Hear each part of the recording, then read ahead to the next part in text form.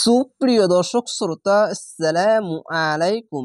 শব্দ বুঝে কোরআন শিখেন সহি শুদ্ধভাবে, এই ক্লাসে আপনাদেরকে স্বাগতম। আউযু বিল্লাহি মিনাশ শাইতানির রাজিম। বিসমিল্লাহির রহমানির রহিম। ওয়া ইউআল্লিমুহুল, এই লামের সঙ্গে মিলে যাবে। ওয়া যাবার ওয়া, ইয়া পেশ ইউ, ওয়া ইউ, আইন লাম যাবার আল, আইনটিকে মোটা করে গলা চিপে পড়বেন। আল, লাম জেলি, মিম পেশ মু, হা পেশ হু, আর এই লামের সঙ্গে হা লাম পেশ হুল। ওয়া ইউআল্লিমুহুল কিতাবা, খাড় যাবার একালিফ টেনে পড়বেন। কাব জের কি, তা খাড় যাবার তা, কিতাবা যাবার বা, কিতাবা। ওয়াল হিকমাতা, ওয়া লাম যাবার ওয়াল, হা কাব জের হিক, ওয়াল হিক, মিম যার মা, তা যাবার তা, ওয়াল হিকমাতা।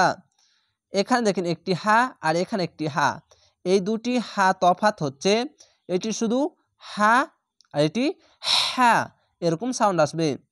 ওয়া লাম যার ওয়াল, হা কাবজের হিক, ওয়া হিক, মিম যার মা, তা যাবার তা, ওয়া হিকমাতা। এই উচ্চারণটি অবশ্যই মনে রাখবেন, এটি শুধু হা পেশ হু আর এটি হা, এরকম হবে। যদি পেশ আছে হা পেশ হু, এরকম হবে, আর এটি হা পেশ হু, এরকম, আর এটি হা পেশ হু, গলা এরকম হবে। এই সাউন্ডটি প্রথমে বের হবে। ওয়াত্তাউরাতা, ওয়া তাজর ওয়াত্তা ওয়াতাউ, ওয়াত্তাউ, ওয়াত্তাউ, ওয়াত্তাউ। রিডিং পড়তে গেলে অবশ্যই মনে রাখবেন এই তাকে দুবার উচ্চারণ হবে, কেন তাসদিদ আছে তার জন্য। ওয়াত্তাউ, র তা, র খাড় যাবার একালিফ টেনে পড়বেন, র খাড় যাবার র, তা যাবার তা, র তা। এখানে রাতা কেন বলছি না, এটি মোটা অক্ষর তার জন্য র যাবার র। যদি যাবার আছে তাহলে র উচ্চারণ হবে, আকার হবে না।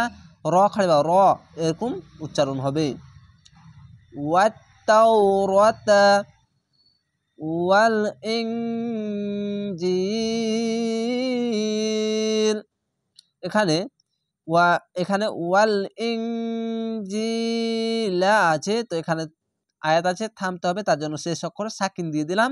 তো 3 আলিফ টেনে পড়লাম, কেন জেরের পাশে ইয়া সাকিন, 1 আলিফ টেনে পড়তে হয়, শেষ অক্ষরে সাকিন দিলে 1 2 3 তিনটি অক্ষর 3 আলিফ টেনে পড়বেন, মাদ্দে আরজি হবে।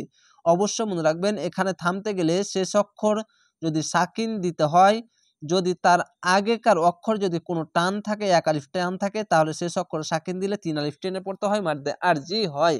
অবশ্যই এই বিষয়গুলি মনে রাখবেন এবং চেষ্টা করবেন মনে রাখার, এবং এইভাবে ক্লাসগুলো দেখবেন, ইনশাআল্লাহ অনেক দ্রুত রিডিং পড়তে পারবেন এবং শব্দ বুঝে আপনারা মনে রাখতে পারবেন। তো অবশ্যই চ্যানেলটিকে সাবস্ক্রাইব করে রাখবেন পরবর্তী ভিডিও দেখার জন্য। ভালো থাকেন, সুস্থ থাকেন, আসসালামু আলাইকুম।